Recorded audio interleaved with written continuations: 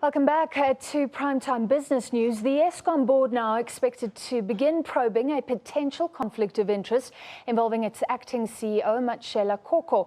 Public Enterprises Minister Lynne Brown has given the board 90 days to probe his liability after a company, Impulse International, was awarded tenders worth around 1 billion rand.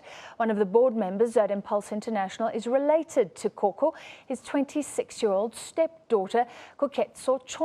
Well, for more on this, I'm joined by Khulani Qoma, General Manager in the Office of the Chairman. Thank you for being with us. Thank you very much. Right now, is Mr. Koko in his office doing his work? Yes. Okay. Yes. And what is being done given this directive from Lynne Brown?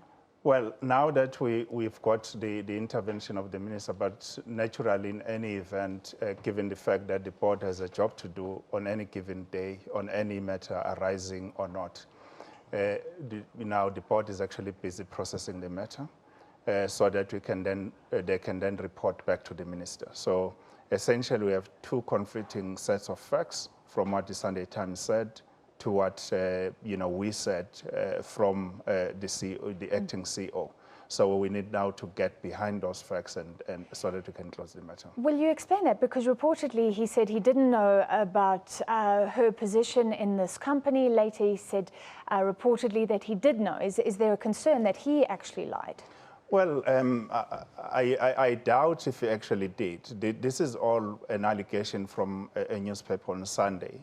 From what he told us is that actually he knew about it in August. Okay, and so that is all he's told the board, that he did know about it. That's what he told us, that he got aware about it in August, and then subsequently asked the stepdaughter to resign, and then subsequently declared an interest. That sounds quite reasonable to me. So you can go and check if that interest was declared? Well, that will be checked. I'm sure now that there will be an extra process to actually try and establish the fact, but we have no reason to actually believe that is lying. Even on the forms that she would receive, surely you are asked if there's any conflict, or even if you are related to anyone at Eskom. Have those tender documents been checked to see what she originally said? Well, because we're responding to a media query, so we had to actually deal with the issues at the level, at the level of the media query. So I think now that there will be a verification of information, whatever facts that have been made available, either way, then that will be checked. But what I think I need to mention immediately is that it is actually the responsibility of a person who's applying for a tender to actually make certain information available. So as you can appreciate, she doesn't share the same surname as Mr. Koko. So if she did not declare immediately, I think a person who's receiving the form may not immediately raise a flag. Yes. If she did declare, then it would be up to Eskom to take action. Surely this should have been highlighted to Mr. Koko. A whole lot of things should have happened. Do you agree? Well, it's all now hypothetical. What we're sitting with right now is what the Sunday Times has said against what we have said.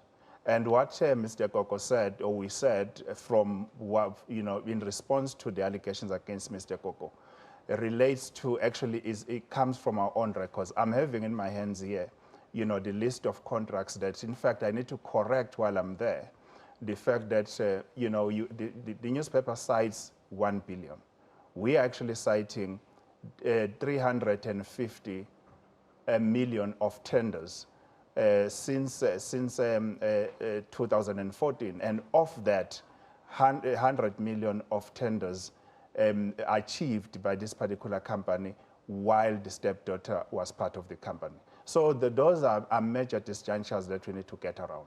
Okay, that is interesting, because 1 billion raises questions like surely the CEO knows where 1 billion rand is being spent. So you say this was staggered tenders and the amounts were much lower. Well, the highest amount that we have on our records is 350 million worth of tenders. We don't have 1 million in our records.